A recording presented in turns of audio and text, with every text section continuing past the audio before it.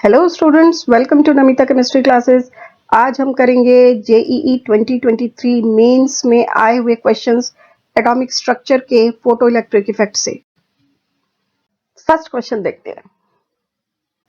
Values of work function W0 for a few metals are given below. यहाँ table में कुछ metals हैं, उनकी वर्क फंक्शन की वैल्यूज इलेक्ट्रॉन वोल्ट में दी गई हैं। The number of metals which will show photo electric effect when light of wavelength 400 nanometer falls on it is।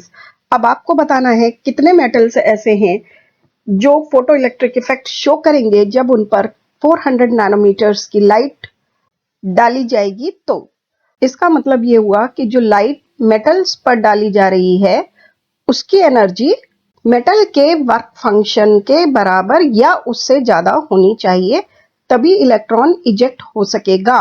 तो हम ये देख लेते हैं कि 400 नैनोमीटर वाली लाइट की एनर्जी कितनी होगी। वो एनर्जी कैलकुलेट करने के लिए हमारे पास सीधा साधा फॉर्मूला है, energy equal to hc upon lambda. h की वैल्यू और c की वैल्यू गिवन है। वेवलेंथ आपको क्वेश्चन में दी गई है 400 नैनोमीटर। यहां से हम एनर्जी कैलकुलेट कर लेंगे, पर ये एनर्जी हमें मिलेगी जूल्स में। इस जूल्स वाली एनर्जी को इलेक्ट्रॉन वोल्ट में कन्वर्ट करने के लिए डिवाइड करना पड़ेगा 1.6 इंटू 10 टू द पावर -19 से। वैल्यू मिल जाएगी 3.1 इलेक्ट्रॉन वोल्ट।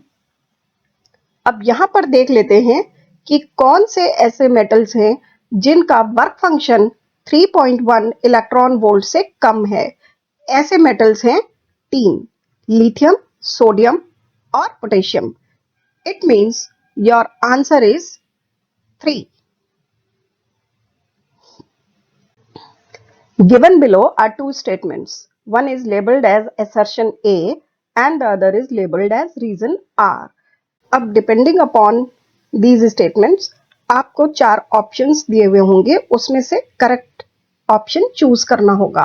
पहले देख लेते हैं assertion A. In the photoelectric effect, the electrons are ejected from the metal surface as soon as the beam of light of frequency greater than the threshold frequency strikes the surface।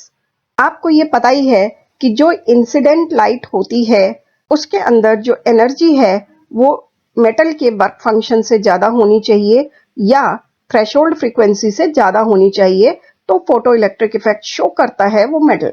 तो इसका मतलब assertion A is correct। अब देख लेते हैं reason R। When the photon of any energy strikes an electron in the atom, transfer of energy from the photon to the electron takes place। अब ये statement थोड़ी सी मिसलीडिंग है।